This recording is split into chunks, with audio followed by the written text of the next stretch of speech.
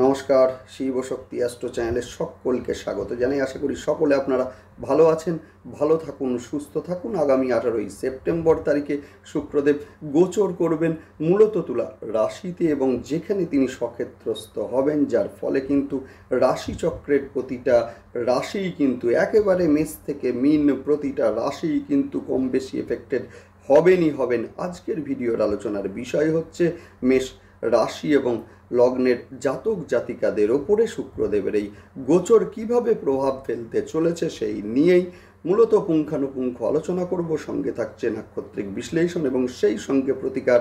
অবশ্যই আপনারা কিন্তু ভিডিওটিকে শেষ পর্যন্ত দেখতে থাকুন। মেষ রাশির মূলত একাদশ স্থানে অবস্থান করছেন বকরি শনিদেব, যার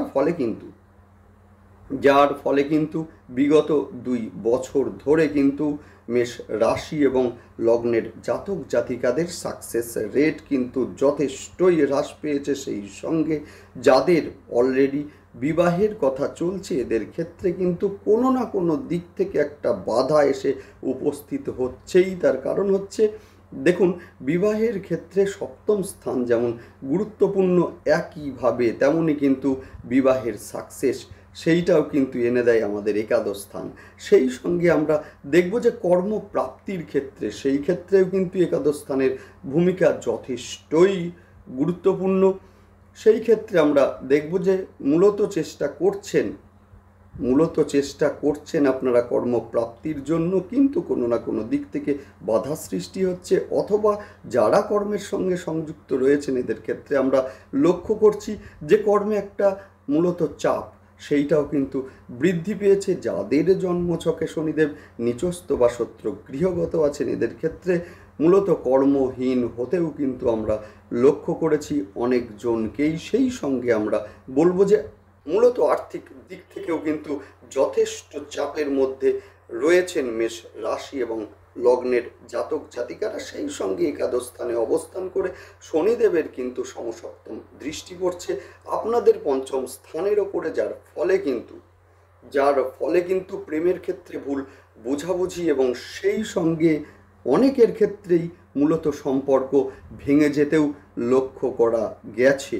এবারে কিন্তু আমরা দেখব যে 18 তারিখে শুক্রদেব গোচর করছেন আপনাদের সমসপ্তম স্থানে, যার ফলে কিন্তু বিবাহের ক্ষেত্রে যাদের বাধা আসছিল, এবারে কিন্তু বিবাহ ফাইনালাইজড হওয়ার সময় এসে গেছে অলরেডি। এবং সেই সঙ্গে দেখব যে সমসপ্তমে শুক্রদেব অবস্থান করার ফলে কিন্তু ব্যবসায়ী যাদের উত্থান পতন হচ্ছিল, এদের ক্ষেত্রে কিন্তু একটা স্থায়িত্ব সেইটাও কিন্তু লক্ষ্য করা যাবে।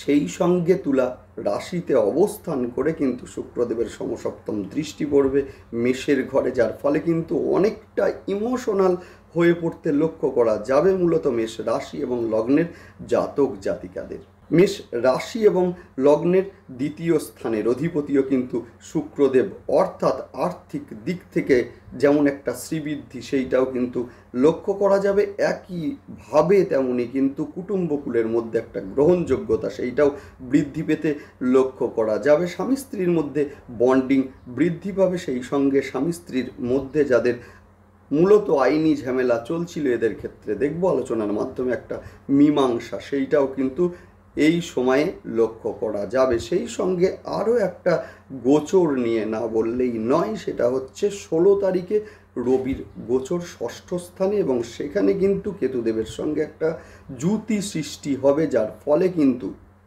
সন্তানকে নিয়ে কিছুটা দুশ্চিন্তা এই সময়ে বৃদ্ধি পেতে পারে। হঠাৎ করে সন্তানের অসুস্থ হয়ে যাওয়ার ঘটনাও কিন্তু এই সময় লক্ষ্য করব। সেই সঙ্গে প্রেমের সম্পর্কের মধ্যে একটা সন্দেহের বাতাবরণ সৃষ্টি সেইটাও কিন্তু এই সময় লক্ষ্য করা যাবে। যাই হোক, শুরু করছি বিস্তারিত আলোচনা। শুরুতেই সকলকে অনুরোধ করব অবশ্যই আপনারা চ্যানেলটিকে সাবস্ক্রাইব করে নেবেন। দেখুন, গ্রহের গোচর সেটা স্বল্প সময়ের জন্যই হোক বা দীর্ঘ সময়ের জন্যই হোক, গ্রহের গোচরের একটা ইম্প্যাক্ট কিন্তু আমাদের জীবনে ভীষণভাবে পড়ে। যে কোনো সিদ্ধান্ত নেওয়ার পূর্বে বা যে কোনো কর্মপন্থা স্থির করার শুরুতেই কিন্তু আমাদের দেখতে হবে যে গ্রহের গোচর কেমন আছে, গ্রহ আমাদের কতটা সহায়তা করবে এই ক্ষেত্রে সেইটাও কিন্তু লক্ষ্য করার না হলে কিন্তু ভুল সিদ্ধান্ত জীবনে সমস্যার সৃষ্টি। সেই সময়ে কিন্তু আমাদের ডাক পড়ে অ্যাস্ট্রোলজার বন্ধুদের মূলত প্রতিকারের জন্য। দেখুন, স্টোন বা রত্ন এটা কিন্তু একমাত্র প্রতিকার নয়। আমার হাতে কিন্তু কোনো স্টোনও নেই, রত্নও নেই।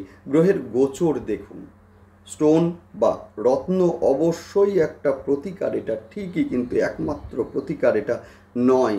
গ্রহের গোচর দেখে আপনারা সিদ্ধান্তগুলোকে নিন। অবশ্যই আপনারা চ্যানেলটিকে সাবস্ক্রাইব করে নেবেন, যাতে গ্রহের গোচরের সঙ্গে সঙ্গে প্রতিটা ভিডিওর নোটিফিকেশান আপনাদের কাছে সহজে পৌঁছে যায়। যাই হোক, শুরু করছি বিস্তারিত আলোচনা। বর্তমানে কিন্তু মেষ রাশির সাপেক্ষে একাদশ স্থানে শনিদেবের অবস্থান। মেষের সাকসেস রেট কিন্তু অনেকাংশে হ্রাস পেয়েছে। যে কাজ হয়তো এখন হওয়ার কথা ছিল, সেই কাজ মূলত কোনো না কোনো কারণে আটকে যাচ্ছে। সেই সঙ্গে আমরা দেখব যে যাদের জন্মছকে শনিদেব নিচস্থ বা শত্রু গৃহগত আছেন, এদের ক্ষেত্রে মূলত কর্মপ্রাপ্তির ক্ষেত্রে একটা বাধা বা বারংবার মূলত কর্মপ্রাপ্তির মুখে গিয়েও আপনাদেরকে ফিরে আসতে হচ্ছে, এমন ঘটনাও কিন্তু লক্ষ্য করা গেছে। কর্মস্থলে বিভিন্ন চাপ এবং সেই সঙ্গে একাদশে অবস্থানরত অবস্থায় শনিদেবের সমসপ্তম দৃষ্টি কিন্তু আপনাদের পঞ্চম ঘরের ওপরে পড়ছে, যার ফলে কিন্তু বিগত 2 বছরে অনেকের প্রেমের ক্ষেত্রে ভুল বোঝাবুঝির সৃষ্টি বা সম্পর্ক ভেঙে যেতেও কিন্তু লক্ষ্য করা গিয়েছে।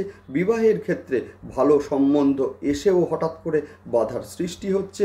নিজে না চাইলেও কিন্তু মানসিক একটা চাপ যেন মূলত কোনো না কোনো জায়গা থেকে আপনার মাথার মধ্যে চলে আসছে। সেই সঙ্গে আমরা দেখব যে একাদশে অবস্থান করে শনিদেবের মূলত তৃতীয় দৃষ্টি পড়ছে আপনাদের রাশি বা লগ্নের ওপরে, যার ফলে কিন্তু মানসিক একটা চঞ্চলতা সেইটাও কিন্তু বৃদ্ধি পেয়েছে। সেই সঙ্গে পরিশ্রমের মাত্রাকে যথেষ্টই বৃদ্ধি করেছে, সেই সঙ্গে কমিয়ে দিয়েছে উপার্জনকে। সেপ্টেম্বরের 18 তারিখে শুক্রদেবের গোচর, যার ফলে কিন্তু বিবাহের ক্ষেত্রে যথেষ্ট শুভ এই সময়। সেই সঙ্গে বিবাহ কিন্তু ফাইনালাইজড হতেও এই সময়ে লক্ষ্য করা যাবে।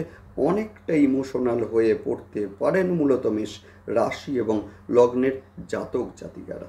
যে কোনো বড় কোম্পানিতে যারা কর্মের জন্য অ্যাপ্লাই করেছিলেন, এদের ক্ষেত্রে কিন্তু এই সময় যথেষ্ট ভালো কর্মের স্থায়িত্ব নিয়ে যারা চিন্তিত ছিলেন, এবারে কিন্তু মূলত তাদের চিন্তা অনেকাংশে কাটবে। কর্মের স্থায়িত্বের যে পথ, সেটা কিন্তু অনেকাংশে সুগম হবেই হবে।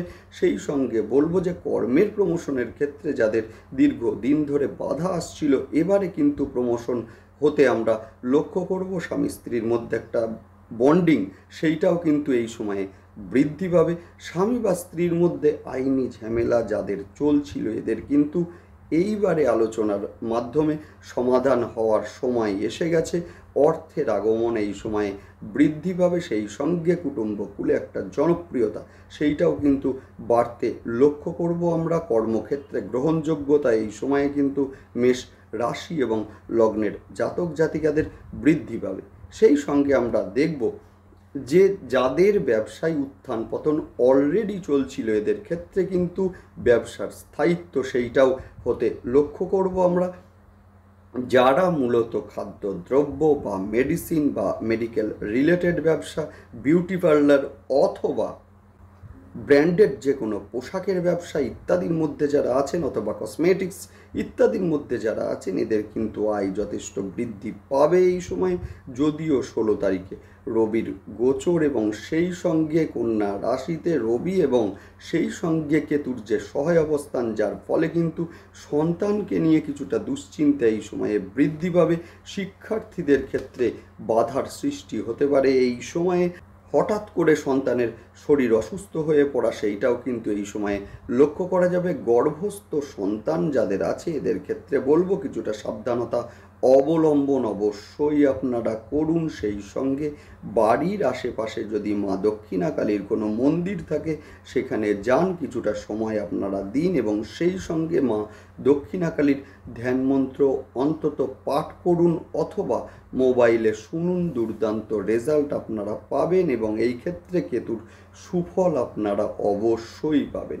নেক্সট আলোচনা করব নাক্ষত্রিক বিশ্লেষণ নিয়ে। শুরুতেই বলবো অশ্বিনী নক্ষত্রের জাতক জাতিকাদের সন্তানের শরীর নিয়ে কিছুটা দুশ্চিন্তা এই সময়ে বৃদ্ধি পাবে। গর্ভস্থ সন্তানের ক্ষেত্রে বলবো একটু সাবধানতা অবলম্বন আপনারা করুন। সেই সঙ্গে প্রেমের মধ্যে কিছুটা সন্দেহের সৃষ্টি হতে পারে এই সময়ে। হঠকারী সিদ্ধান্ত আপনার জন্য বিপদকে ডেকে আনতে পারে। নেক্সট আলোচনা করব ভরণী নক্ষত্রের জাতক জাতিকাদের বিবাহ ফাইনাল হতে এই সময়ে লক্ষ্য করা যাবে। স্বামী স্ত্রীর মধ্যে বন্ডিং এই সময়ে বৃদ্ধি পাবে। স্বামী বা স্ত্রীর মধ্যে আইনি ঝামেলা সেটা কিন্তু আলোচনার মাধ্যমে মিটবে এই সময়ে। নতুন ব্যবসা শুরুর ক্ষেত্রে এই সময়টা যথেষ্ট শুভ। অর্থের আগমনের দিকও কিন্তু এই সময়ে যথেষ্ট শুভ। নেক্সট আলোচনা করব কৃত্তিকা নক্ষত্রের জাতক জাতিকাদের হঠাৎ করে রেগে যাওয়া বা ধৈর্য হারানোর একটা সম্ভাবনা সেইটা কিন্তু এই সময়ে রয়েছে। শরীর নিয়ে কিছুটা দুশ্চিন্তায় পড়তে পারেন মূলত কৃত্তিকা নক্ষত্রের জাতক জাতিকারা। হঠাৎ করে কোনো ঝামেলায় জড়িয়ে পড়া বা গুপ্ত শত্রুতার শিকার হওয়া সেইটাও কিন্তু মূলত এই সময়ে লক্ষ্য করা যাবে। নেক্সট আলোচনা করব সেটা হচ্ছে প্রতিকার নিয়ে। যাদের জন্মছকে শনিদেব নিচস্থ আছেন বা শত্রু গৃহগত আছেন, এদের ক্ষেত্রে বলবো আপনারা প্রতি সোমবার এবং শনিবার করে রুদ্রাভিষেক আপনারা করুন। শনিবারের দিন আপনারা রুদ্রাভিষেকের পরে কিছুটা কালো তিল মহাদেবকে অর্পণ করুন। খুব ভালো রেজাল্ট আপনারা অবশ্যই পাবেন। সেই সঙ্গে সাতমুখী রুদ্রাক্ষ আপনারা শোধন করে ধারণ করুন।